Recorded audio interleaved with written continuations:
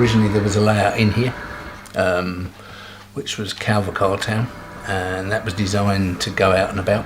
So that was a little bit smaller than this. And basically it was, it was okay, but it was the first layout I built, and it wasn't perfect.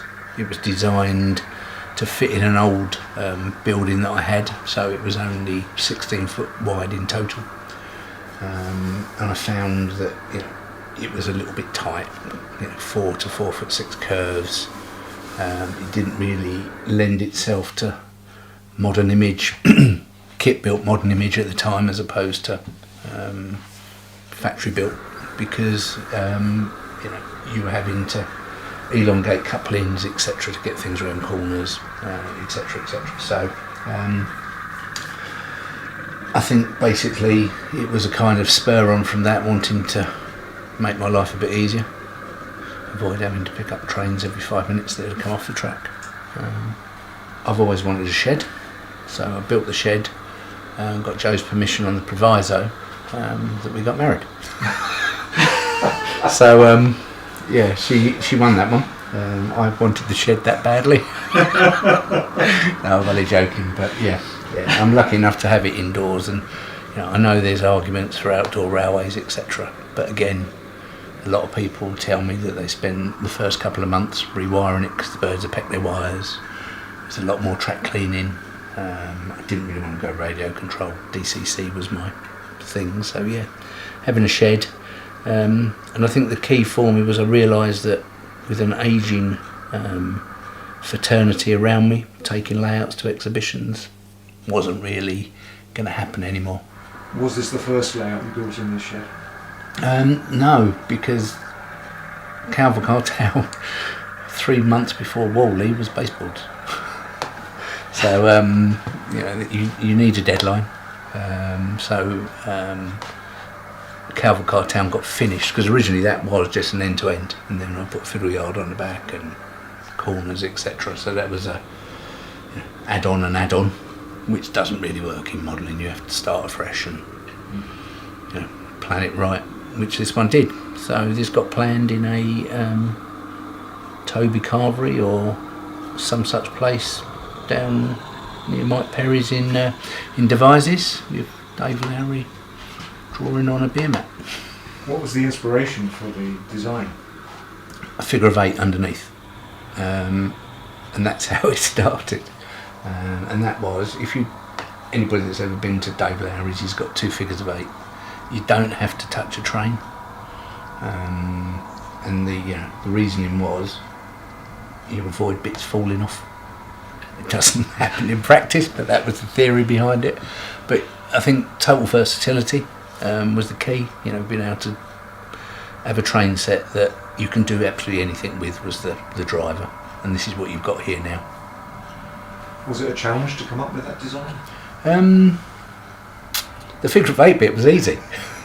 I think the challenge for this whole layout was understanding some of the things that I'd never done before, inclines and curves. The argument, is there too much track, is there not enough track? Making compromises, 10 coach trains versus 7 coach trains, all of those kind of things. And actually I built the whole thing in 2 years. So I started in lockdown, and it's kind of evolved, because when I put the track down, I didn't want to take it up again. It doesn't work in practice. There's a couple of extensions I want to put on it at the moment, but it's just trial and error and finding something that's aesthetically pleasing. Obviously the layout's still under construction. How do you sum up where you've got to with the construction at the moment? So it's running. All the points are working, all the digital infrastructure is in, and for a couple of years I'm pretty pleased with where we got to. I've broken the back of the station that you'll see. A lot of the main infrastructure is in place, and you're starting to see little bits evolve, because what I want to do is be able to sit in 8 different places and see 8 different layouts. That's the key here, as opposed to coming through the door and seeing everything which you do at the moment.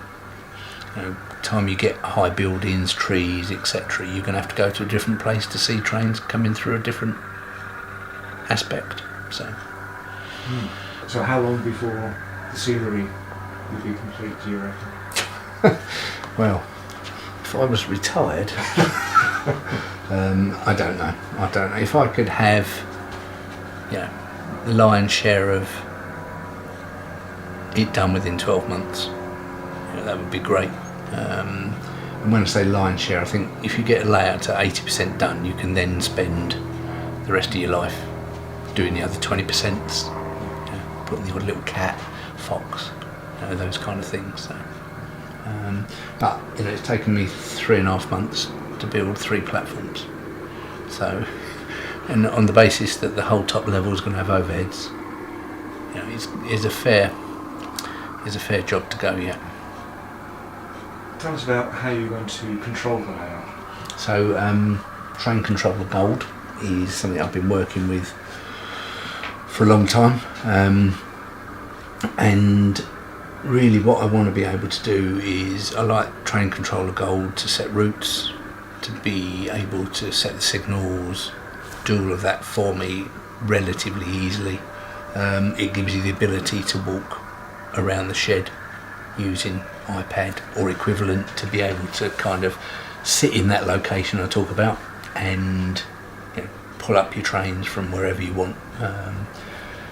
Automation, there's the ability to put automation on the layout. I think DCC is what I enjoy, and the kind of applications that spin off it. I'm no expert, and you sitting behind the camera get phone calls from me all the time, but that's the principle behind it. It's if I want to play, I can play. If I want to watch, I can watch. So there's 5 running tracks. There's 2 on the top, 2 on the bottom level, and then there's I call it the up and down, but there is another circuit that can run up and down. So when I say up and down, top level, bottom level, not one end to another end. So you can have 5 trains running.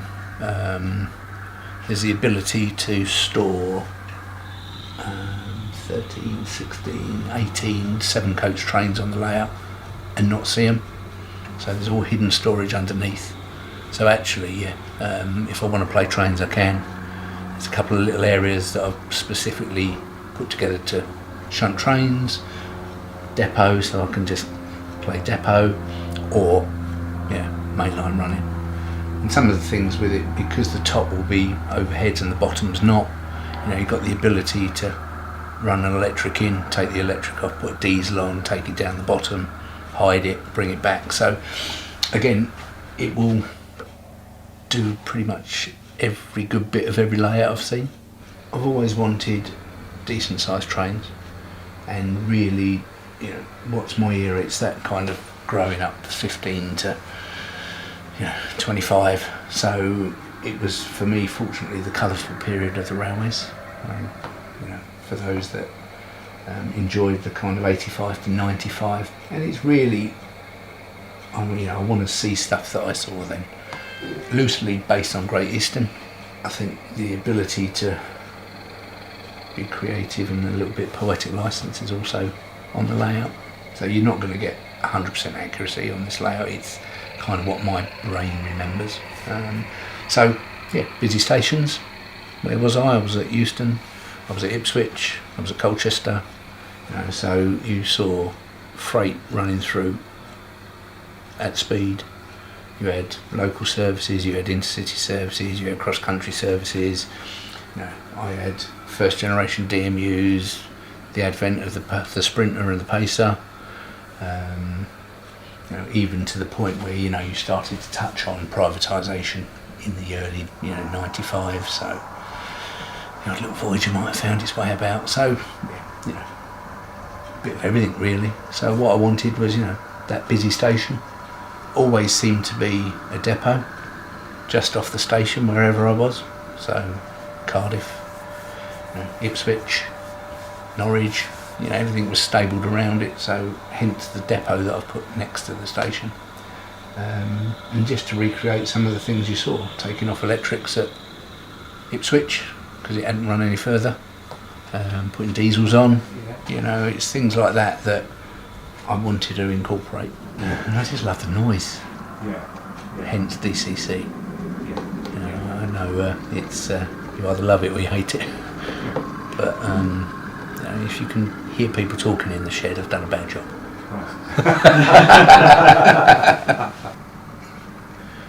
I do like a busy junction, and to be able to see trains and thinking, where are they going?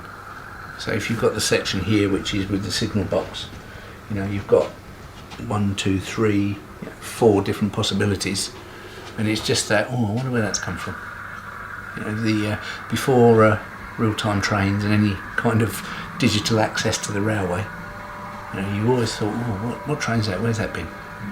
You had to wait for the head code to come through, or the the destination blind. I want that kind of reliving of my youth. And what you get, I think, although it's countrified, a lot of my reference points are London. So you've got girder bridges, you've got high retaining walls, you've got grotty brickwork. It's all that kind of thing. And the mix and match that you got, there's not one consistent overhead on the Great Eastern. Sorry, Ken. But there's round posts, there's square posts. There's different arms. There's gantries, it's just to spark those little memories. I've never solely wanted to build a depot layout, but I think it's nice to be able to have one in situ, which I have. Why? Because as I said before, I think I want to be able to do anything I can with this layout. So if you keep all your stock out, you've got the ability to do that. I find stock gets more damaged taken in and out of boxes and storing it than it does sitting on the layout. So what you've got is, this has come out of my days of getting around Bescot, going to Saltley. Dad and I would depot spot over a weekend. We'd have a dozen depots in 2 days. 1,000 miles driven. It's that kind of thing that I wanted to recreate, and the depot building itself, loosely and very loosely, is my vision of Saltley. I used to hang around that fence there. There was the through shed, maintenance shed. The office buildings weren't located next to it, they were a bit further, but it's that kind of, it sparks that little memory for me. And just to see the locos coming in, being worked on, refuelling. So even carriage washer, loco washer, to get that kind of detail in, it's everything I remember. You'll find that there's little bits of places across the UK finding its way into every aspect of it. Where was I up there? I remember Immingham, used to be at Immingham, used to be Scunthorpe, Barnetby. I know that's not North East for anybody North East standing around here, that's Lincolnshire.